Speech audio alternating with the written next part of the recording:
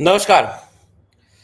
उत्तर प्रदेश पूरे देश के चुनाव का इस समय धुरी बन गया है और कहा यह सुना जा रहा है कि उत्तर प्रदेश में इस समय लड़ाई सीधे सीधे समाजवादी पार्टी की भाजपा से है। कांग्रेस और सपा का गठबंधन है, इंडिया गठबंधन है, लेकिन फ्रंट पर समाजवादी पार्टी लड़ रही है।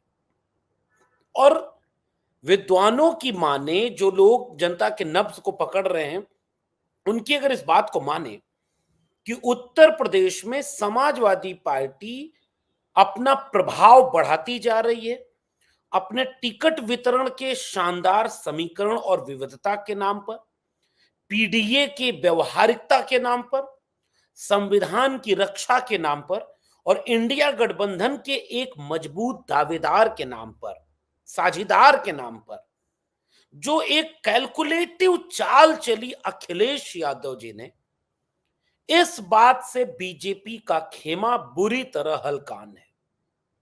पहले तो वो ये सोचता रहा कि लड़ेंगे नहीं चुनाव अखिलेश यादव कन्नौज से। अखिलेश यादव ने कहा, जब युद्ध बड़ा हो तो सेनापति को सामने सेना के खड़े होकर लड़ना होता है। और अखिलेश यादव ने कन्नौज से पर्चा दाखिल कर दिया। और लेकिन कन्नौज से पर्चा दाखिल करने के बाद हुआ क्या? कन्नौज में आज अखिलेश यादव ने एक बयान दिया है। कल वोट होने वाला है, यानी 13 को वोटिंग है। और अखिलेश यादव ने इस बात की चिंता जाहिर की है कि बीजेपी जनता को वोट डालने के उनके बुनियादी अधिकार से वंचित करना चाहती है। अगर आपने वो वीडियो ना देखी तो बार बार देखिए। उनका कहना यह है कि बीजेपी 3 डीएम और 3 एसपी लखनऊ से कन्नौज निर्देशित किए गए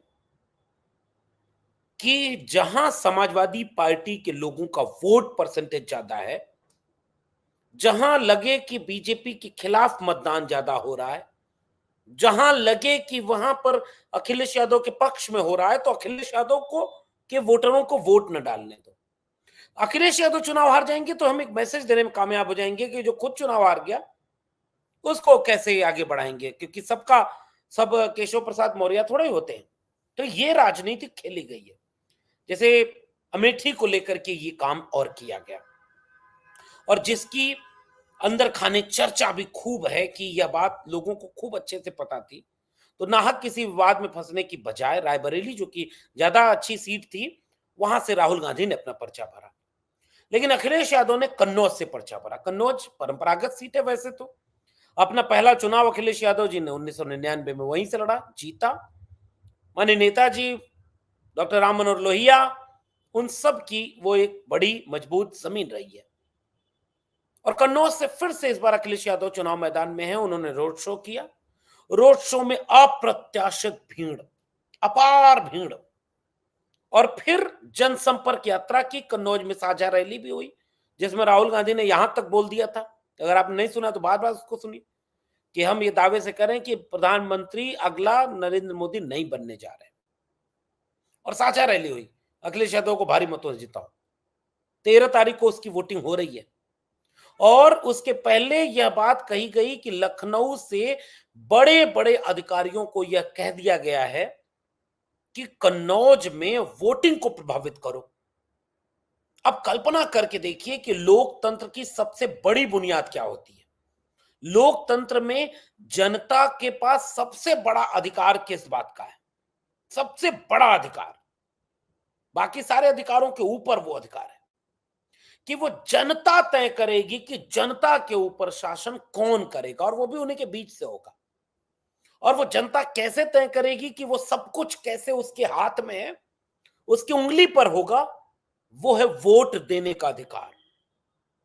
अगर वोट देने का अधिकार ही बचा नहीं तो लोकतंत्र किस बात का बचेगा? संविधान किस बात का बचेगा? चुनाव किस बात के लिए हो रहा है? और यह बात दावे से अब खुलेआम कही जा रही है कि यह कोशिश पहले भी की गई और अब वो कन्नौज जैसी सीट पर भारी तादाद में की जाने की शुरुआत हो रही है। और ये तेवर अखिलेश यादव ने दिखाया कि ये बुरी तरह हार रहे हैं, इसलिए बौखला रहे हैं। ये तेवर राहुल गांधी ने दिखाया कि बीजेपी वाले डर गए हैं, परेशान हैं। जनता भी तो ये बात समझ रही है। तो अखिलेश यादव ने साफ तौर पर यह बयान दिया है कि जनता अब अपने वोट डालने के अधिकार को भी अगर न बचा पाए, वोट ही न डाल पाए, अपना काम, अपना मूल अधिकार अधिकार नहीं कर पाए, तो फिर उसका बुनियादी अधिकार का मतलब क्या निकलेगा। और अखिलेश यादव ने पूरे तेवर के साथ दो तीन बातें कही अपने कैडर को, अपने लोगों को, मतदाताओं को, कि कहीं भी पुलिस और प्रशासन के लोग अगर आपको वोट डालने से रोकें तो वही धरने पर बैठ जाओ। कोई ऐसा रास्ता अख्तियार करो जिस रास्ते पर चल करके कम से कम वोट तो डाल सको। और जो वोट मशीन में जाएगा वही वोट तो गिना जाएगा। अगर वोट मशीन में नहीं गया तो वोट गिना ही नहीं जाएगा। नंबर एक बात, मशीन में जाने के बाद वोट की हिफाजत करनी है, आखिरी दिन तक करनी है, अपनी पूरी ताकत से उस वोट की हिफाजत करनी है, क्योंकि संविधान का दिया हुआ सबसे बड़ा अधिकार इस देश में, लोकतंत्र में, अगर जनता के पास होता है तो वो लोकतंत्र में वोट का अधिकार। ये जो तानाशाह बने बैठे हैं ये वोट से चुनकर आए थे, तो इनको हटाया भी जाएगा तो वोट से हटाया जाएगा। और जब उन्हें हटाए जाने का डर सामने दिखता है तो वो इस कदर बौखलाहट बढ़ा रहे हैं कि वो वोट ही डालने न दें। अब थोड़ा फ्लैशबैक में आपको ले चलता हूं और फिर मैं आपको कन्नौज के वर्तमान सांसद का बयान सुनवाऊंगा, बीजेपी के नेता का बयान। और उस बयान के आलोक में आपको सोचना है कि ये लोकतंत्र में बयान कहां खड़ा है। और भारतीय जनता पार्टी के नेता क्या अब इस तरह की भाषा बोलेंगे? क्या यही बात होनी चाहिए? आते हैं उस पर, सुब्रत पाठक के बयान पर। और लेकिन थोड़ा सा फ्लैशबैक में आपको ले चल रहा हूं। क्या आपको रामपुर का उपचुनाव याद है? कुछ साल पहले जब आजम खान, जनाब आजम खान की सदस्यता रद्द कर दी गई तो उनकी सीट पर उपचुनाव हुआ, जैसे आजमगढ़ का हुआ था। आजमगढ़ का उपचुनाव इसलिए हुआ क्योंकि अखिलेश यादव आजमगढ़ की सीट छोड़ करके विधानसभा में नेता प्रतिपक्ष बन गए। तो वो जो आजमगढ़ के उपचुनाव के साथ रामपुर का उपचुनाव, उसी के आसपास रामपुर के उपचुनाव में माना यह जा रहा था कि वो समाजवादी पार्टी का किला है, गढ़ है। ये हालांकि ये भाषा राजतंत्र की है, लेकिन राजनीति में चलती है, लोकतांत्रिक राजनीति में मुझे दिक्कत तलब है। लेकिन उस किले और गढ़ को ध्वस्त करने के लिए किया क्या गया पता है? खुलेआम इस देश में 26-27% वोटिंग हुई। 100 लोग में से केवल 26-27 लोग वोट डाले और बीजेपी को जीत मिल गई। ये रामपुर मॉडल इसलिए मैं उसको कहता हूं। और रामपुर मॉडल का मतलब यह है कि विरोध में अगर आपके वोट पड़ रहा है तो उस वोट को या तो वोटर लिस्ट में नाम कटवा दो कुछ का, और जो वोटर लिस्ट में नाम बच जाए उसको वोट डालने घर से निकलने मत दो। मोहल्लों में घुस जाओ पुलिस लेकर के, वर्दीधारी लोग मां बहन की गालियां देते हुए, लाठियां फटकारते हुए, अपमानित करते हुए वोट डालने के लिए हतोत्साहित करो। अगर कोई इसके बावजूद पोलिंग बूथ तक पहुंच जाए और लाइन लगा ले तो पहले लाइन लगाने के पहले ही पुलिस प्रशासन, जिसकी कोई जिम्मेदारी नहीं है, वो आई कार्ड चेक करने लगे, मिलान करे वोटर कार्ड को, आधार कार्ड को बताए फर्जी है और भीड़ को वहां से भगा दे। उसके बाद भी भीड़ अगर अंदर पोलिंग बूथ में चली जाए तो वहां किसी न किसी बहाने कोई ऐसा काम करो कि वोट न डलने पाए, और वो डल जाए तो उसके बाद गिनने में क्या घपला हो जाए। वहां से एक मॉडल शुरू हुआ और फिर उसका प्रयोग बदायूं में किया गया। फिर उसका प्रयोग आंवला में किया गया, फिर उसका प्रयोग फिरोजाबाद में किया गया, फिर उसका प्रयोग कुछ हद तक मैनपुरी में किया गया, और फिर अब उसका प्रयोग संभल में किया गया, जो सबसे खतरनाक था। संभल में पुलिस लाठियां मार रही थी जो लोग वोट डालने गए थे, ताकि वो लोग भागे, और भागती हुई वीडियो दिख रही है। और इसका संदेह अखिलेश यादव ने व्यक्त किया है कि कन्नौज में यही होने वाला है। इसके बैकग्राउंड में मैं चूंकि यूपी घूम रहा हूं, तो मैं आपको उस नजर से बता रहा हूं। मीडिया में ये खबरें नहीं आती इस देश की सच्चाई। मैंने एक किताब लिखी है, प्रोफेसर की डायरी। यूं ही नहीं लिखी है प्रोफेसर की डायरी, जानबूझकर लिखी है कि देश और समाज को ये पता चले कि जिस विश्वविद्यालय और स्कूल कॉलेज में आप नहीं जानते हो जाते हो सीधे, उसके अंदर की सच्चाई कितनी भयावह है। उस पर मीडिया चर्चा नहीं करती, उस पर शिक्षा मंत्री नहीं बोलता, उस पर प्रोफेसर नहीं बोलता, क्योंकि प्रोफेसरों को, विद्यार्थियों को उसी एकेडमिया में करियर बनाना होता है। हमने कहा कि जुल्म के साए में लब खोलेगा कौन, और हम भी चुप रहे तो फिर बोलेगा कौन। कि वर्तमान में शिक्षा व्यवस्था में करोड़ों रुपए का घोटाले हो रहे हैं, भ्रष्टाचार हो रहा है। कुलपति, प्रोफेसर, डीन, प्रिंसिपल, सारे के सारे लोग हाईली करप्ट हैं, अधिकांशतः।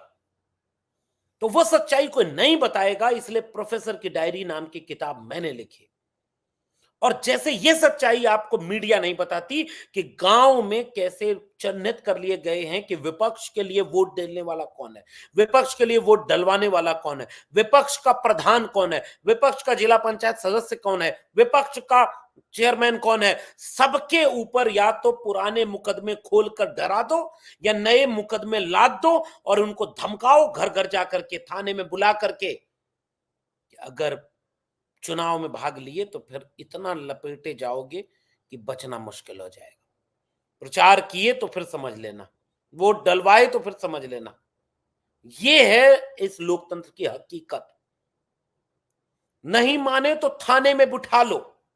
बदायूं में वो दृश्य सामने आया जब शिवपाल यादव ने फोन करके डीएम को कहा, अगर हमारे लोगों को नहीं छोड़ा तो हम अपने लोगों को बुला करके थाने के सामने बैठ जाएंगे। जनता अगर अपने वोट की हिफाजत ही न कर पाए तो फिर लोकतंत्र किस बात का है। क्यों कहना पड़ा अखिलेश यादव की यह बात कि वोट डालने किसी भी कीमत में जरूर जाना, भले धरने पर बैठना पड़े, भले वहां कोई और रास्ता अख्तियार करना पड़े, लेकिन अगर वोट ही नहीं डलेगा तो लोकतंत्र बचेगा कहां से।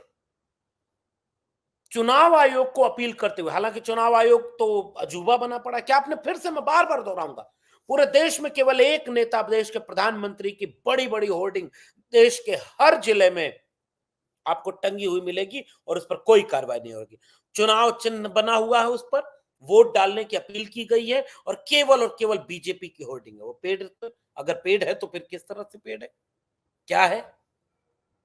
लेकिन उस चुनाव आयोग को प्रधानमंत्री नरेंद्र मोदी की भाषा नहीं नजर आई, उस चुनाव आयोग को गिरता हुआ राजनीति का स्तर नजर नहीं आया, उस चुनाव आयोग को वोट डालने के समय पुलिस प्रशासन किस तरह से वोटरों को हतोत्साहित करता है ये नजर नहीं आया।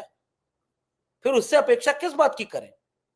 ये वही चुनाव आयोग है जो लाखों करोड़ों रुपए खर्च करके मतदान करें इसका कैंपेन चलाता है, कि पहले मतदान, फिर जलपान से लेकर के बड़े बड़े लोग उसके वो बनते हैं, प्रचारक बनते हैं कि भाई वोट जरूर डालना, वोट जरूर डालिए, वोट जरूर डालिए।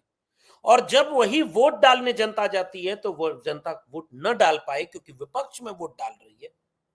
ये काम हो रहा है, और इसलिए अखिलेश यादव की इस बात पर हम इतना विस्तार से इसलिए बात कर रहे हैं कि वो तो अखिलेश यादव की सीट है। जहां कोई सामान्य इतनी हॉट सीट नहीं होगी, वहां का क्या होगा। हर एक सीट पर बीजेपी अगर ये काम कर रही है तो फिर लोकतंत्र कितना बचा है।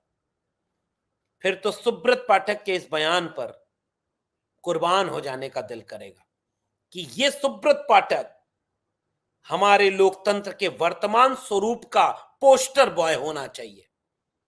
इस सुब्रत पाठक ने ज्योति मिर्धा को पीछे कर दिया, लल्लू को, सांसद लल्लू को पीछे कर दिया, अनंत हेगड़े को, अरुण गोविल को, सबको पीछे कर दिया, जो कह रहे थे 400 पार इसलिए चाहिए ताकि भारत का संविधान बदल दिया जाए, इसलिए बीजेपी को इस बार 400 पार से सीटें चाहिए।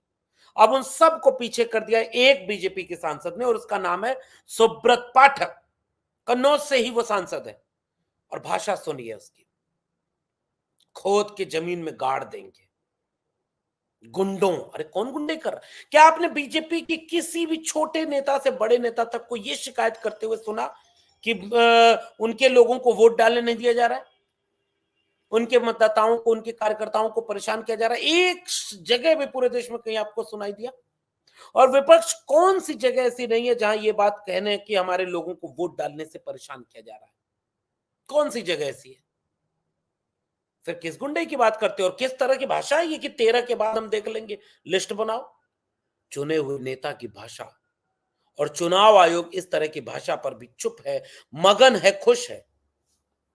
इसलिए ये सवाल तो बनता है कि अगर वोट ही डालना लोकतंत्र के रहते हुए, संविधान के रहते हुए, अगर वोट एक नागरिक नहीं डाल पाएगा और उसको यह यकीन नहीं है कि वो वोट डाल पाएगा या नहीं, एक नागरिक को यह यकीन नहीं है कि उसका वोट सही जगह गया कि नहीं, एक नागरिक को अगर ये यकीन नहीं है कि उसका वोट सही गिना जा रहा है कि नहीं, फिर लोकतंत्र कहां कहां कहां लोकतंत्र है?